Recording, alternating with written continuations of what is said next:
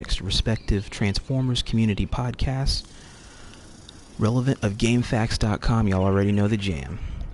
My next client here on the PlayStation Spectrum, formerly of the Nation of Domination and formerly of WcW, War Crying Warlocks, as well as WcW's last official leader of their generation. I'd like to introduce you guys to TurlesKillDriver. Hey, how's it going? Turles, how you been, man? Been pretty good. Busy with work, you know. Oh, you been? Oh, I've been doing alright. I've been out here trying to travel from game to game and seeing what it is that the PlayStation 4 Spectrum has to offer. Okay. And it's been really wonderful. There's a lot of nice games out here for PS4, and it seems like every month they give you something new to work with. This is true. Any free games or any unique games you're looking at? Hard to say. My time's kind of limited nowadays, but I guess Ghost of Tsushima is probably the #1 pick for the moment when that comes out. Maybe that Star Wars game, I don't know. Okay. So, ready to settle on into a podcast? Mm-hmm. Alright. Well, as you know, my first question. What is it that inspired you to be a part of the communities you were in? Did you get a chance to take a look at my panel? Yeah, I did. Mm-hmm. So, what inspired me was, I don't know, I just want to be a part of something bigger. Being I don't know, right out of high school and shit, so didn't really have much I was doing. Figured, you know, the whole clan battle thing starting up back on PS3, I figured it wanted to be something big, and this seemed like it was going to be a big deal, and turns out it was. It started something new, something that game never had. What was the scene like at that time? Oh, it was all over the place. It was like, you would have your little groups, but none of them really did much. Mostly it was like pub stomping and stuff, like before N.O.D really became N.O.D, and then we were just running around frickin' wiping people. And you would get the people who were EO before they became EO, doing the same thing, and then other than that, you have like the lone wolf running around, and it was chaos for a while. But as far as I remember, the clan kind of stabilized things to an extent. So.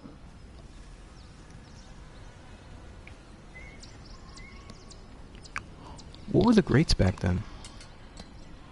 Oh god, there's a lot of them. You had the members in Nation of Domination, you know who they are. Rick and the WcW members, the EO members, lesser known, but the Wreckers. There's so many groups, I can't remember them all. Kaon, something Kaon, I can't remember. Like, something like Convicts or Kaon. Oh, Outlaws of Kaon? Yeah, that one. Oh, okay. There was a bunch of them, yeah, so like, I can't remember all the names, but there was a lot of them.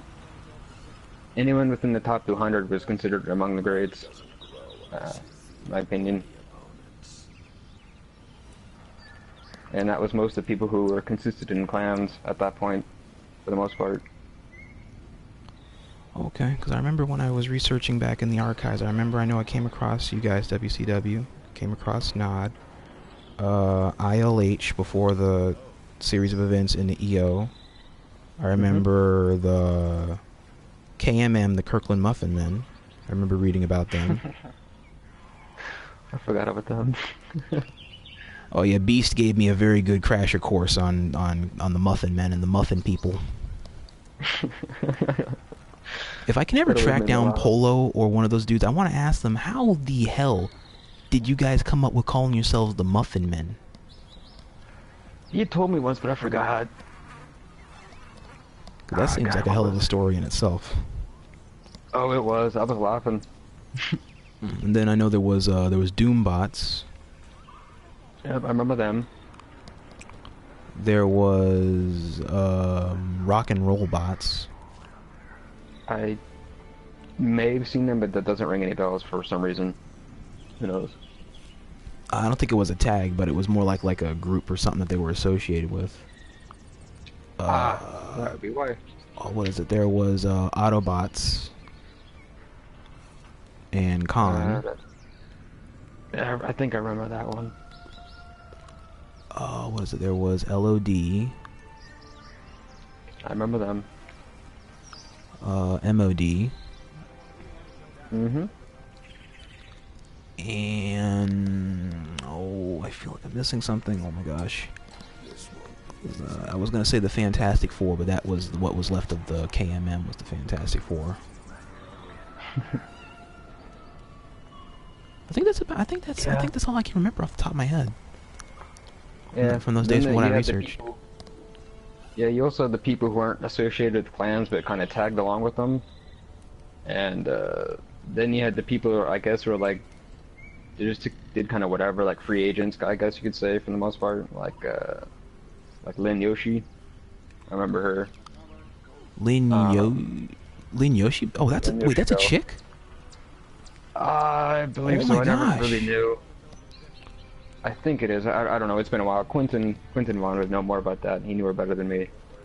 Yeah, there's a lot of people who are kind of like free agents, so to speak. They just kind of played, and they were good. They didn't really want to associate with anyone, though, clan-wise, as far as I know. And you had like Bludgeon, and, you know, Bludgeon. Neptune, but I think he joined someone later on.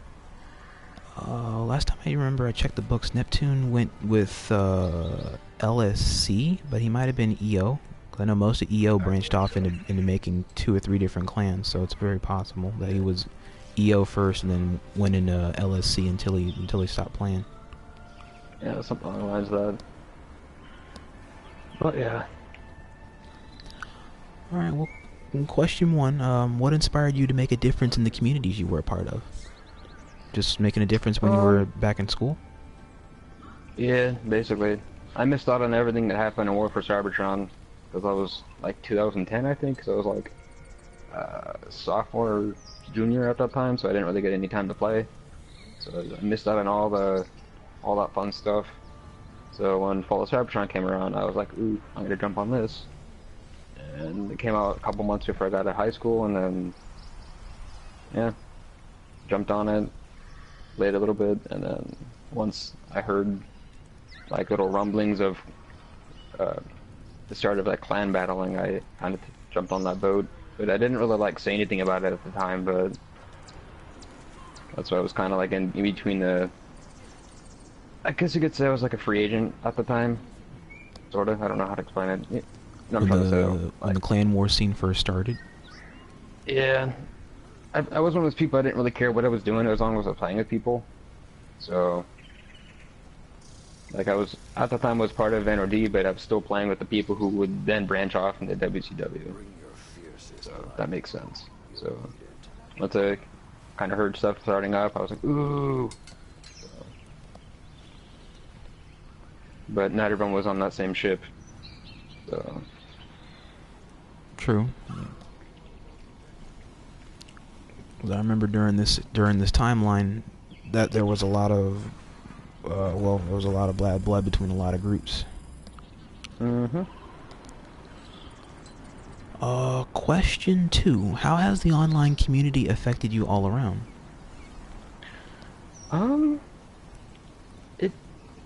It kind of showed me who my real friends were, honestly, and then taught me camaraderie and a whole bunch of stuff. I mean, stuff I don't know, things you would like, you think you would learn in real life, but I mean, I never got around to that. But I mean, I don't know, just playing games with people, having fun, you know. But I'd say overall it's made me a better person, and then I can kind of teach people some of my ways. Just try to keep the community alive. Well, as long as I did. Okay. Okay, that's fair. Question 3. What is your stance on hackers and commonplace cheaters? Oh boy. I frowned upon it like a lot, but I will admit that everyone, well not everyone, but like 95% of the people who played that game have used not cheats, but like the exploits in the game to figure out how they worked, so they could put a stop to it. Like, there were times back when I was with N.O.D. where you would have one little prick that would go on the map at launch and go up above the map, and he would hide where you couldn't kill him, and then somebody would have to go in after him. And Gears would usually like elect me to go do that sometimes. So I'd go in there and come back out, and then they would guard the thing to keep people out of there, and we would try to keep it on lockdown. But then later on, like, people decided, oh, we can guard this and let our buddies go in. But from what I understand, after I quit playing, that's what Gears started doing. But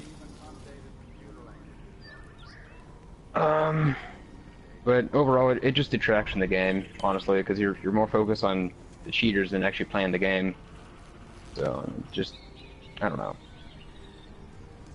I've never felt the need for it. But I got pretty good at stopping people from using exploits. Hence the name Lockdown. So that's how you got your clan name. Mm-hmm. Oh, okay. Yeah, he's one of my favorite characters, and the fact that I was pretty good at like stopping and derailing things. Like, we'd have a kill streak, or you'd be like covering this area, and I'd come in and mess it up, and then go to the next area and lock down that area, and rinse and repeat. But... okay. Mm-hmm. Also, feel free to take your time on answering a lot of these questions. We are in no hurry. Okay. This panel is all you. Oh yeah. Let me think there's something else.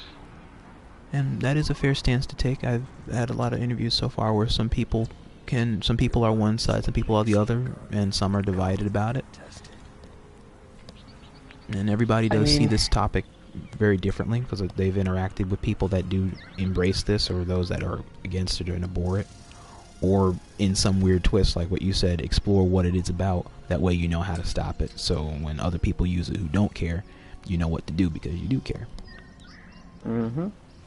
Not only that, but I've never figured out how to ghost glitch or anything like that to stop people from doing it, so I never even knew where half the stuff was, except that one on... what was that name of that map? It was in a window. Depict it some.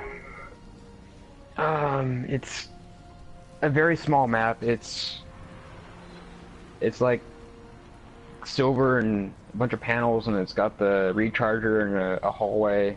Sewers? No, it's kind of small like sewers, but it's the other small map. I can't remember. Let's see. It had a bridge that had a giant walkway from one room to the next. Oh my gosh, I know what you're talking about. It's like a city-ish map. Oh, that's not Convoy. Wait, does it look like the Ark? No, that would be Convoy. This map is... It looks like it's part of Metroplex, kinda, I guess you could say.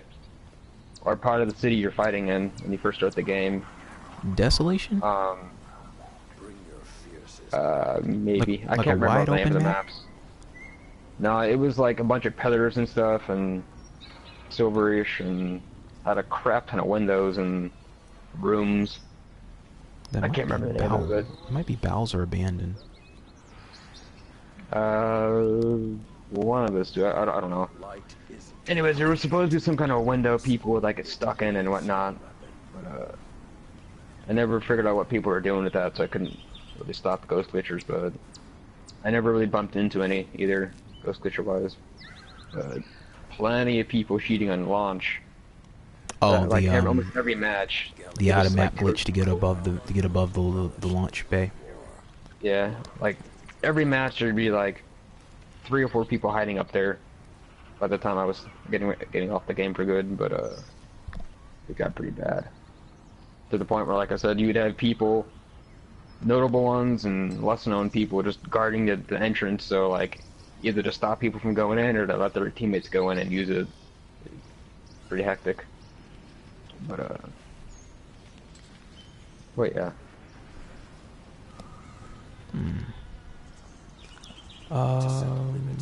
Question 4. Question reiterated. What is your stance on individuals that have had to bend the rules, seen or otherwise implied, to achieve a goal or prove a general point?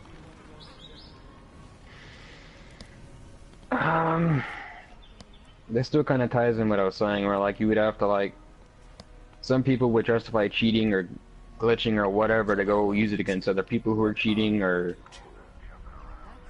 like, you know, or people like me who would like just derail shit in general, just like try to stop them from getting in there, and or at times have to go in there yourself to get them out of there because you're messing up the match. Or then you would have people just, I don't know. But I mean, that's what I'm trying to. It's like, oh, I can't even talk right now. This sounds kind of odd, but one of the people I bumped into a couple years after, who was supposedly a cheater, but I've never ever saw the person cheat because I almost never saw the person play. I ended up being pretty good friends with them for a while, and then helped them platinum the game, you know, on PlayStation 4, Star Wars Battlefront. But yeah. Yeah. Okay, so it wasn't too bad. No, a lot of the people that cheated at that time, I guess you could say, were, I guess they changed a little bit. I don't know, but Different environment, different perspective, most likely. sounds about right. But yeah, just cheating or whatever in general, just like I said before, just detracts from the game. Because you spend more time worrying about that than actually playing the game. True, and and in a sense, it almost like the game loses it. You lose what makes the game have value. Exactly.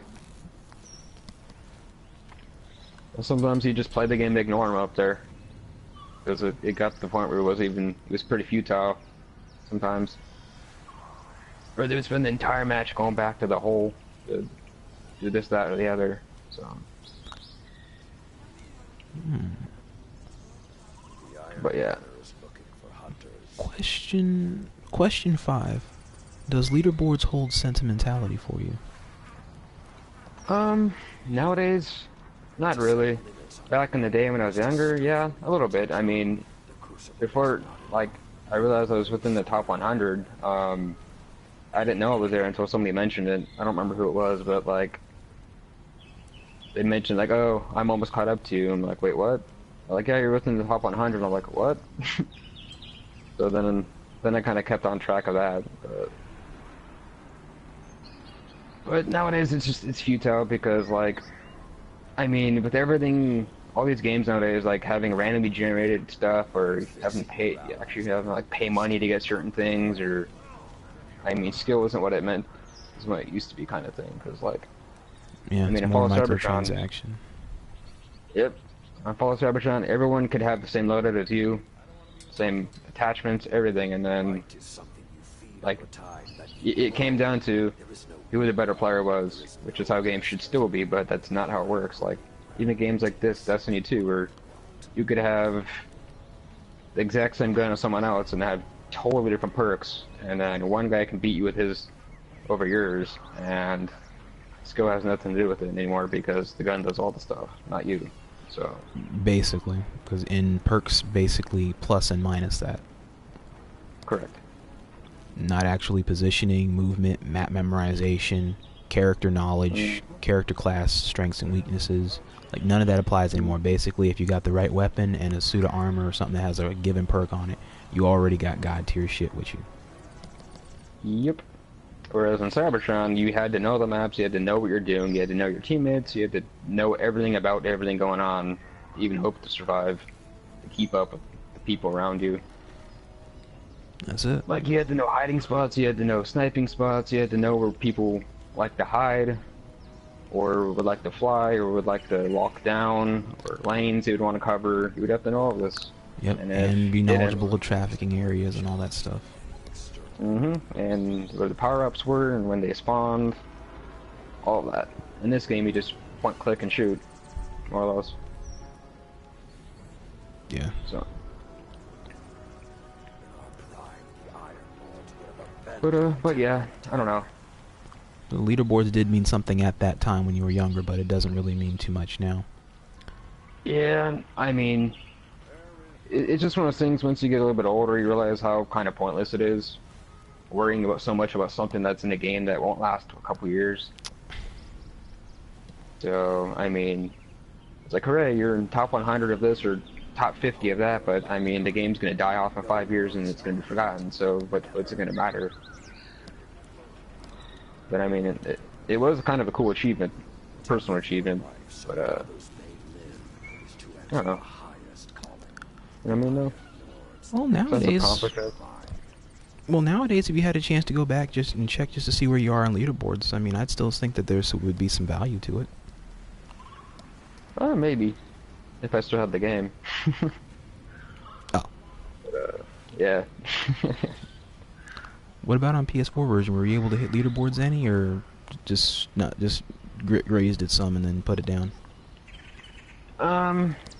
I played long enough to see a handful of the returning original people from the first game, and platinum the game, and then right around that time when I platinumed it, half the people who were playing the game quit the game, like for good, and then it just got boring because a lot of these people have never played the game on PS3, so they were just completely pushovers, and I got tired of just wiping everyone, but so I just kind of got rid of the game. Like, I didn't get rid of it, but like I don't play it anymore because the community for it's so small now, and a lot of them lack skill, so I don't know.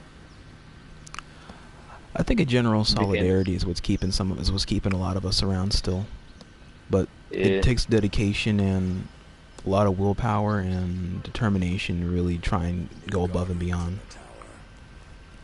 Yeah, the last time I checked one of the communities I was in, like, in order to even get a match started, you had to like talk to the people in the community to get them to get off their butt to go in that mode to play it because there's so few people playing it.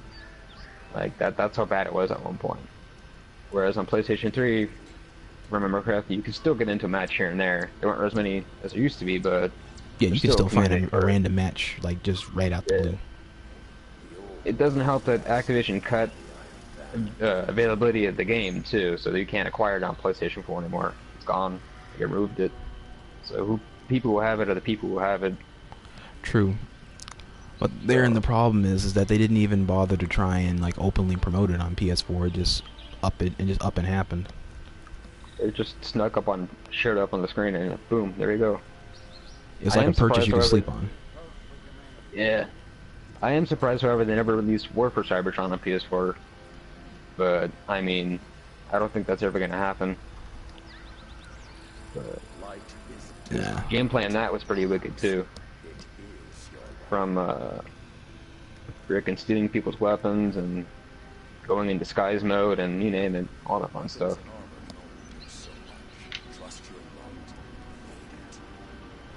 But yeah. True.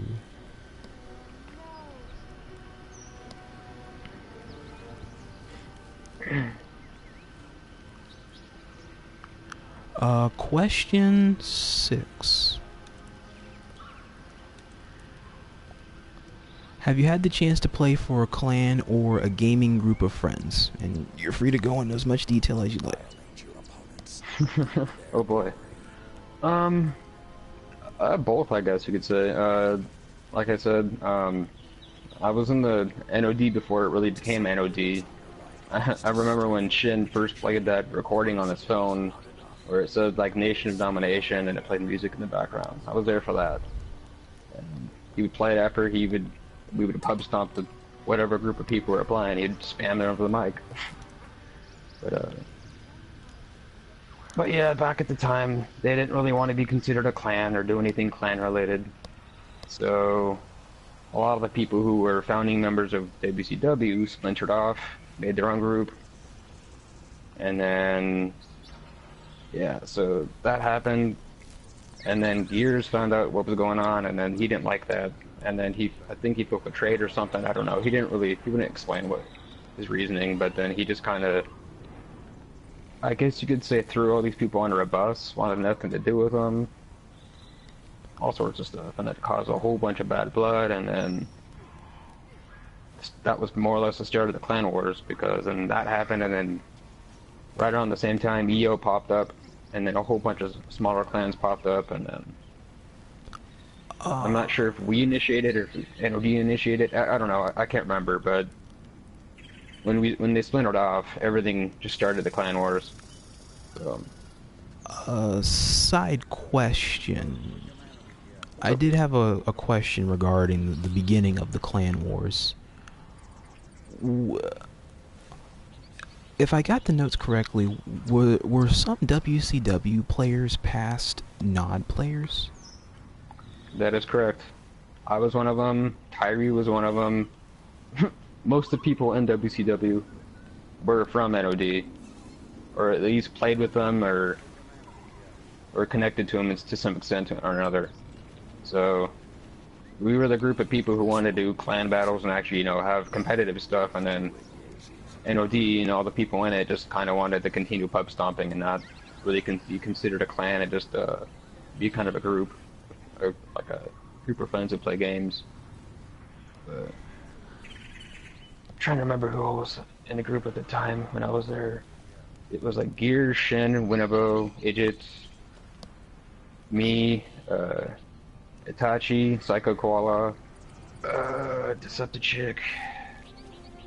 When did Sweet Tweets come along? Oh yeah, that's right. He was Bear. there too. Big Bear was after I left, along with Bet on Red was there fairly on. Was before I left. But What's his name? He was lesser than Bet on Red. Bet on Red. Correct. He was from Canada, I believe. Yeah, he got rid of his game system, so no one can really contact him anymore. But God, who else was there? But yeah, out of everyone in N.O.D, skill-wise, I would say Eater, Itachi, and Psycho Koala were probably the best three, hands down. Like without a doubt, they were the three. They were the backbone of it. Everyone else just each other's whatchamacallits. Strengths and weaknesses. No, they were more like complimenting what's his face. Oh, they all played off of Gears, basically. Yeah, but to an extent, yeah. I'm not trying to bash anyone, but I don't know. No, you're not. No, you're not bashing anybody. This is just a review of the past. I know. No, but from just personal experience of playing with them, that's just how I felt. Like, and I knew the playstyles pretty damn well by the time I left, so. Frickin'. God, there's another person I think was in the group. I just can't place it off the top of my head. This is going way back. Quick side question while you're in contemplation. I'm still trying to gather my notes here about how the bad blood thing started.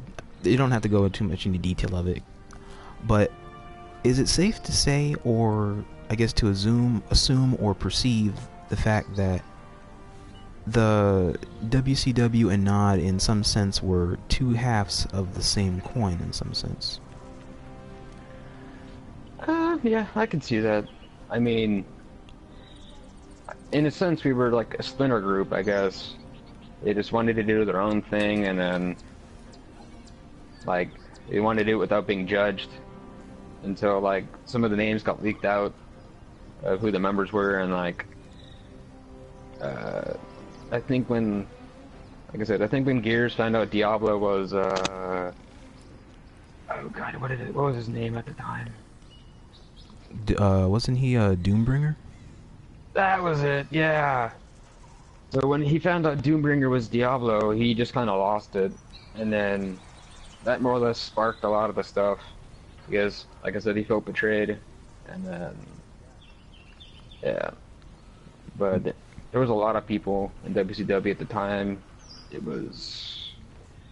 was before I officially joined, but from memory, if my memory serves me correctly, it was Rager, Diablo, LG, Clunker, kinda. Kai? Zach, Andrew, Kai Stone, Nigel.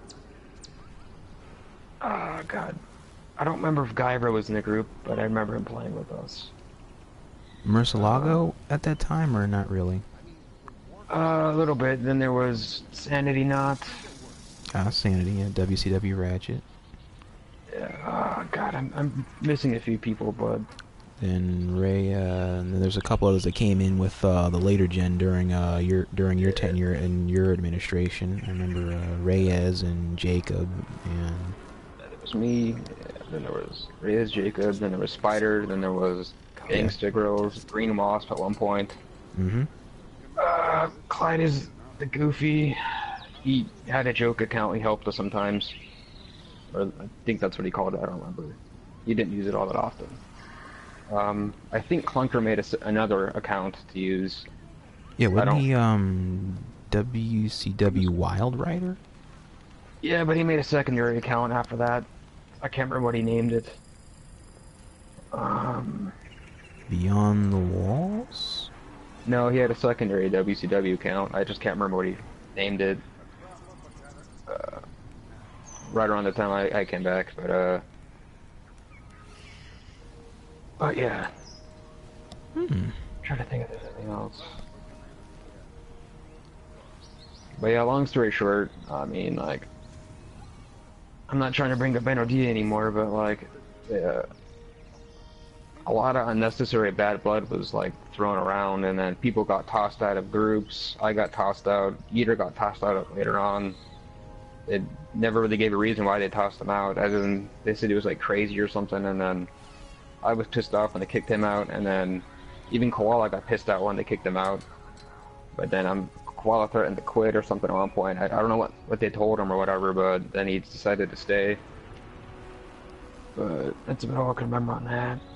But a lot of people were tossed around. But okay. And that's basically where the core of all that came from. yeah. Well, that and the fact that, I don't know. The fact that, yeah, I guess that'll work. Okay. Like I said, you don't have to go into too much detail on it, because I know there's a lot of different sides to it, and I know some people do feel differently about it with those times with that time at those times. Yeah. And so, I mean, you can only state your piece on it based off of how you felt and how it affected you, how the situation affected you, the group, the experience. Yeah.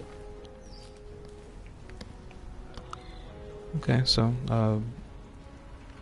let's see if there were any past gaming group of friends. You said Nation of Domination, WCW. Were there any other groups at the time, or you just knew of a lot of the groups in the clan scene? I just knew a lot of the groups, played with a lot of people. Like I said, I was a member of the N.O.D, but like I said, I always played with other people. Like, it didn't matter who was playing with as long as I was playing. Like I said, before I found out Diablo was Doombringer, I was hanging out with them on their accounts, and then like, when I found out, it was like not too long after I got like kicked out of N.O.D. So, and then I decided to join them, or join WCW. I mean, but what else was there? There was a lot of groups of people I knew. Quentin Vaughn, he was kind of on the same boat I was. He just kind of played with whoever was around, whether it was the Wreckers, EO, didn't matter. He got along with everyone. So. Okay. Quentin Vaughn. That's the dude with all capitals in his name, right? I believe so, yes. I could look at my list here in a couple minutes and give you that information, but yeah, he's been around for a while. He knew the N.O.D pretty well too, as well as like Lynn Yoshi Bell and Melly Sky and all these people. Is Lynn Yoshi Bell still around by chance? That I don't know. I never. It's possible. I haven't seen that name since PlayStation 3, so who knows? I didn't know her too well, or him, or whatever. I don't know their gender, so. But oh, okay. I know Melee Sky is still around. I think. God, I'm trying to remember who. Somebody was Lord Starscream. I can't remember who that was. Who was that? Lilo? That was it. Yeah. But it had some numbers in the name. It's on leaderboards on PS4. Yeah. I can't think of who it is, but I know who you're talking about. He still plays, if I remember correctly. And then there was, God, what was the name? X-Side, I think. Sadie? Yeah. Wait, two A's Sadie. with an X at both sides of it and a dash. Yeah. Yeah, Sadie. He always ran Titan. Yeah. Yeah, because that dude used to be the number one on the board. Yeah. I bumped into him a few times, but... Good player. That guy was a strong challenge. Yeah.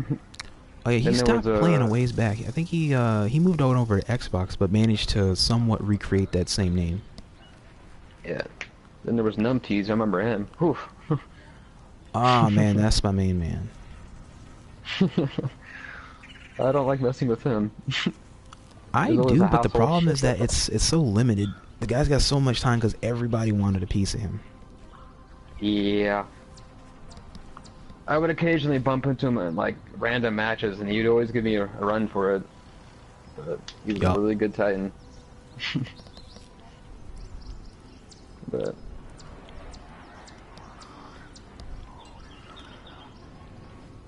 yeah. Okay, and then based off of your experiences in the clan scene, and the clans you were part of, and the clans that you encountered, and the people from different clans that you encountered, how has the clan scene evolved your perspective on being associated with the community?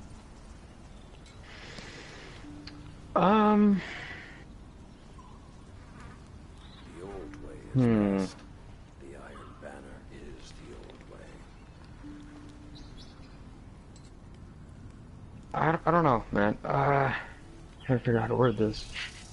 Take your time.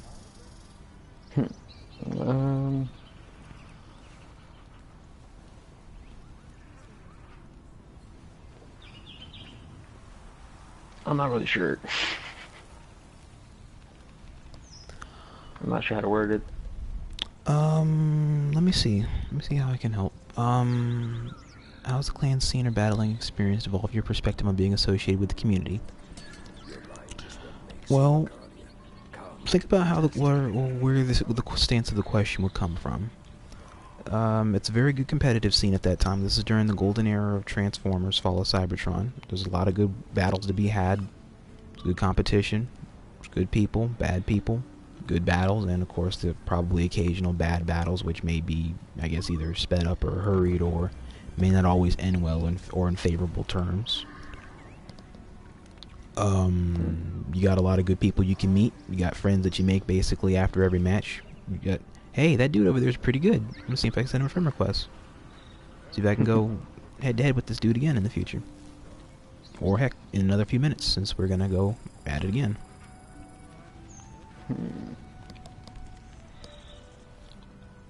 Like, sometimes out of a lot of those situations you can make new friends, or you can find good competition with rivals, or heck, even have friendly competition with enemies, rivals.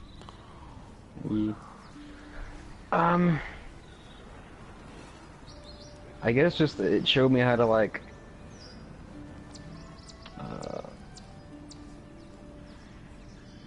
camaraderie and stuff. I mean, I mostly like, how do I put this? I'm not sure how to word it, but like a lone wolf, I guess, for the most part. But I can work well in teams, but I tend to wander off when I'm in a group of team, or a team, I guess. I don't know. I guess I can see where you're coming from that one. I'm kind of like Tyree, I guess, a little bit, but I can adapt to work with people. But I usually do better on my own. Just trying to figure out how to word this. Like, I get along with everyone. But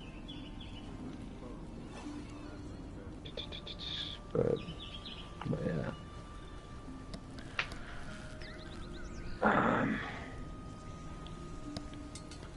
Yeah, my brain's not working right now.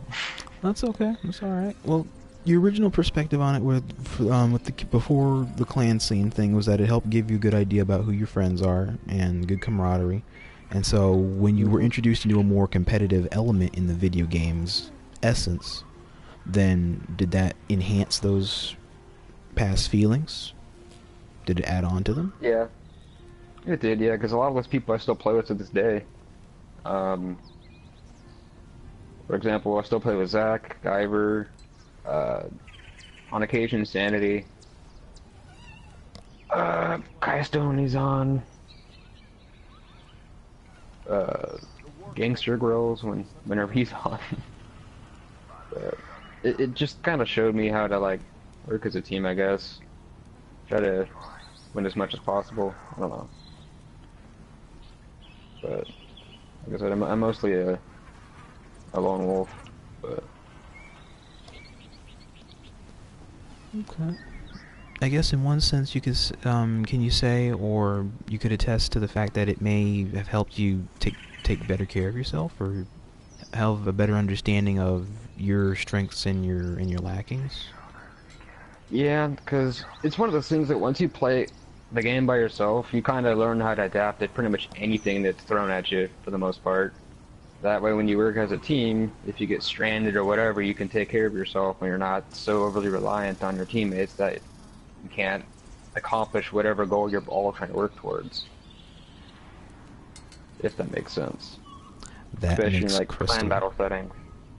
So that's why most of the time I'm playing on my own, but whenever I'm with a group, I can do pretty damn well for the most part. I've always been a strong believer of playing stuff on your own, because like it can show you where your skill level is at and where you need to improve. So, especially in games like this where like, I don't know, skill is kind of hit and miss. Or the guns do everything for you, or the super does it, or this is broken, or that's broken, so... But yeah. Pays to keep it frosty in solo sometimes. That way it helps you more so in team combats. Sometimes playing a private match with friends to test each other's abilities and see what's up and all that kind of fun stuff. Okay. Yeah, I know that one. Okay, I know that outline. Question 7. What's more important to your perspective on enjoying the adventure offered in the gameplay? Friendship or power itself? Oh, definitely friendship. I mean, power's nice and all, but it's not going to get you very far. I mean, like, it just... I guess it's just for me, having a friend is more important than just being all powerful and shit. Because like, it gets boring. Because if you have too much power, you burn through things, you melt through things. It gets boring. Whereas if you have friends, you can do something different every time. So like, for an example, a lot of people thought Gears was really powerful, but he did the same thing pretty much every single match, and it got really boring. He would run away, grab a recharger, and then hit you with the charging or gear shredder, and then fly around the map, and then go back to that recharger and cycle and repeat. And then a lot of people thought he was powerful and shit, but I don't know. He didn't really have friends other than that small group of people. Whereas I would play with pretty much anyone who was around, and then we'd have fun, and then everyone had fun, and then no one was worried about who's better. We all just tried to enjoy it as best we could. But if that makes sense. That does make some sense. I'm not the greatest at wording some things, but like I know what I want to say, but the words don't come out sometimes. I know, that's why I'm saying take your time. Let the words assemble as they can. If not, I can kind of pick up a little bit of what you're laying down. Alright. Because you're a guy that basically has good power that you can work towards in order to help sustain it and keep consistency. It's just friendship is what you want to work towards, which ultimately is what you did attain in the end.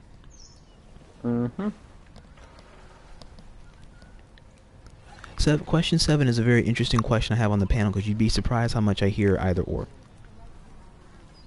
Like it's like I said, it's a double-edged sword. Power is nice sometimes, but if there's no one to share it with, why go after it? Because it's all alone at the top, you know? Yeah. So.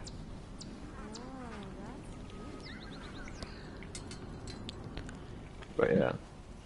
And then question 8. What is your advice to the newer generation of players seeking a great online adventure to be had? Oh boy.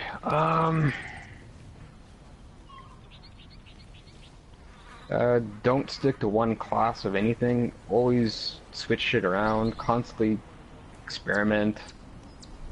Always just see how things work. Like, for example, when I was playing Fall of Cybertron, I would do very, very unorthodox things, and more often than not, it would pay off. Like, for example, I was extremely foolhardy with the Scout, which is the exact opposite of what they're supposed to be used for. So if I saw a Titan whirlwinding, I'd run up and punch the Titan, and then shotgun it, and more often than not, it would kill it. Whereas everyone else would run from the Titan. They're not expecting you to do that. You gotta take risks, I guess you could say.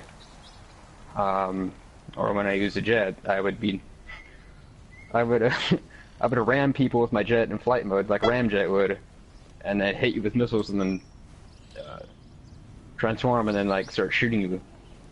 Do stuff like that, and just be kind of like a gnat, where they become so focused on you, your teammates can come in and beat the crap out of them, or you know, just really unorthodox thinking that can help your team out, not just you. Thinking outside the box.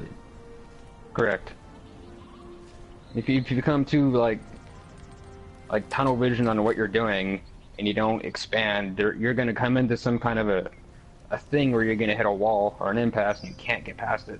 Like, for example, my character's loadout on this is extremely adaptable. I have the Not Forgotten, which is a really hard to get gun. The Mountaintop, another hard to get gun. Oh, I see that mountaintop you're sporting, sir. But yeah, but I've been known to like have this helmet on I have now, or to switch it to, let's see. Is that the Skull Ford? This one here. It was, yeah. But I run a high-speed Titan with like high traction, and then I spend a lot of time floating in the air. Whereas most Titans are on the ground, but like the loadout I put on now is when I want to just irritate the crap out of people. Like, for example, the Dune Martyrs, like, you run around and then chain people, or like you punch them or shoulder charge them, and then it zaps everyone around there. Or if you really want to be annoying, you can put the Sunbreaker on and throw a hammer at someone that's charged up by the boots and electrocute people like Thor. So you throw a hammer and shock people, essentially. Just really unorthodox things. But a lot of people don't do stuff like that because it's usually pretty situational. But for me, most of the time it pays off. But just stuff like that. Always be adaptive, I guess. That's just me. Okay, adaptive. Work to your surroundings. Mm-hmm. That's why I was pretty proficient with all 4 classes in the Fall Cybertron. Like I said, I could ram people with the jet, annoy them, or keep them from transforming at that point. I used to do that too. Yeah, like they'd jump up in the air to use like a move and then just hit them and like either knock them into a wall or just stun them in the air. Like if a destroyer like launched in the air and you hit them with the jet, it would irritate them because then they can't turn around or look very well. Or if you're using a destroyer, the whole drive forward thing and launch in the air with the ground pound and land, the car thing, they jump over someone to avoid getting hit. Or just all sorts of stuff. That's a hell of a lot of that's a hell of a lot of tactics. Yeah, or with the Titan, depending on what class you had.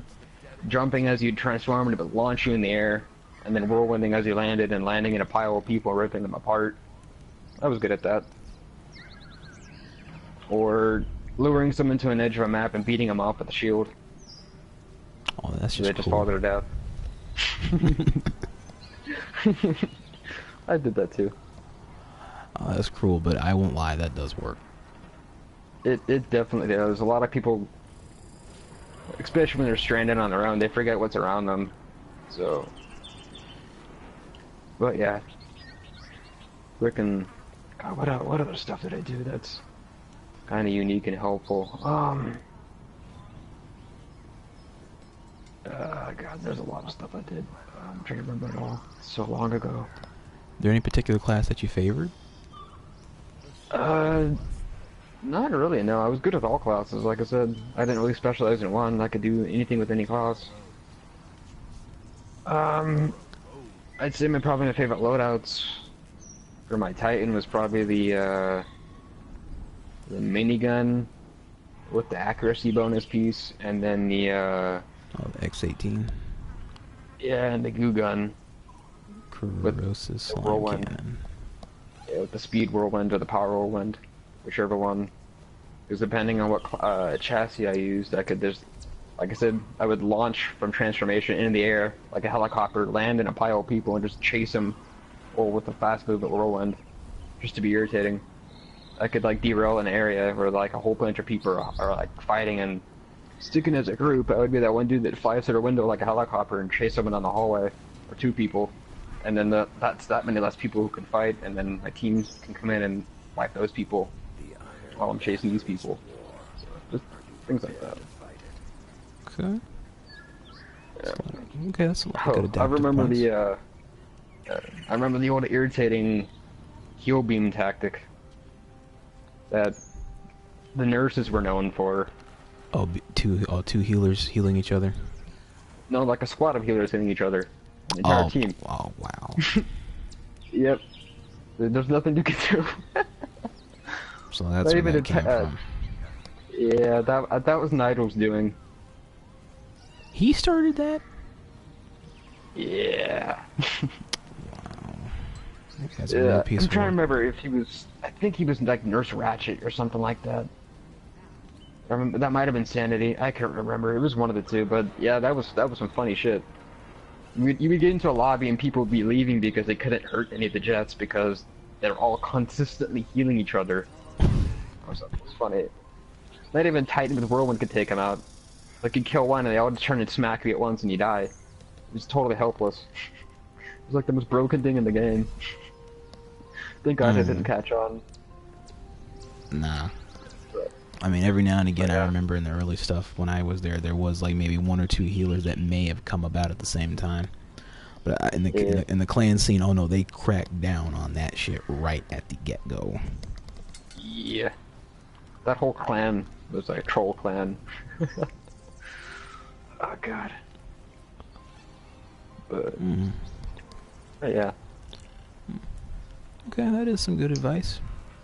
You can also expand your advice outward. It doesn't also have to be just to that game or franchise. It can just be to the online gaming experience in general. Yeah, it kind of ties into a little bit of everything though. Like I said, don't stick to one group or one class. It could be like you could be on Battlefield. Just learn to use all classes, everything they got. Really study their loadouts. Think of unorthodox things to do. Like, for example, when I used to play Battlefield 1, I would use anti-tank rifles to take out bombers because I could. And it Star worked. Wars Battlefront or Battlefield? Battlefield 1. Battlefield. Yeah, most people would use it to snipe other people, or because it would be a one-shot kill, or to take out tanks. But I was that one douchebag attacking aircraft with it and knocking them out of the air with one to two shots. There's nothing they could do, especially if they use bombers. Like I remember, like I made one nosedive into a pile of people and they all died. It landed in like one of the capture points. I think I have the video. I could probably send it to you, but Ooh. it was funny. I don't remember if I was hysterically laughing or what, but my buddy was like, "What did you do over there?" I'm like, "Nothing." But Okay, Battlefield. for like I said, for Destiny, just experiment. For me, like I like fast things with high mobility. I don't like using hunters because I don't know, You can they're too tell me. squishy. No, they're just too squishy for me. They're not as good as they used to be in the first game. Hey, quiet. Nah, once they took Blink away, they weren't that useful to me at least. But They can be very useful even without blink. Like that's just like a minor thing, and that's just from one tree. yeah, I know. But I mean, like I don't know. Yeah, They our just feel archery's squishy to pretty me. good, and we one hit with Yeah. our golden gun thingies. Yeah. We do a lot of I don't no know. I just shadow like Titans archery. because they're. I ran a speed Titan in the last half of the first game of this Destiny 1, where I would be that really hard to catch. Like I'd be running around like I didn't shotgun people, but I'd be just really obnoxious, just to irritate people. So I kind of did the same thing in this, where like not more often than not, I'll be above your face or above your head, the grenade launcher. So because it gives me high speed. I have like 10 speed right now on this current setup, and then the lightweight grenade launcher, so I can just launch in the air like the moment the match starts and just like hover around and peg you with grenades before you even know you get hit with them. Damn, I was trying to wonder how you got speed of 10 on this build. Yeah, beam marchers are pretty handy. Ah, Yep, and the mobility mods are helpful too. But as far as I'm concerned, as long as you have high speed and high armor, you're generally good in Crucible or whatever you're doing. Recovery isn't that important because you're gonna die anyways in Crucible, so that doesn't matter. Just take as many out with you as you can. That's kind of what I did in Cybertron. If I was gonna die, I was gonna take a mob of people with me, if I could. So, okay. but, oh yeah. So, adaptable, experiment, keep the focus on fun, Yep. try new things, work outside of a comfort zone, think outside the box. I know that's probably like, a lot of people say that, but it does pay off. Like, a lot of people just run meta, but, I don't know. Meta isn't always the thing to do, because like, sure it works, but I mean, there's nothing original about it. There's plenty of shit out there that you can use that's unorthodox that works good, if not better than meta. That's lesser known, so You just gotta think about how to put it all together. correct. And how it would work in a situation. And that's how some of these hidden metas come around, and how some of these people go pro, because they have a very unorthodox setup that absolutely kicks ass, and that's how some of these people can go pro. So, yeah. Okay. Yeah. I guess that just about concludes our podcast segment. Is there anything else you want to try and say as a send-off before we close?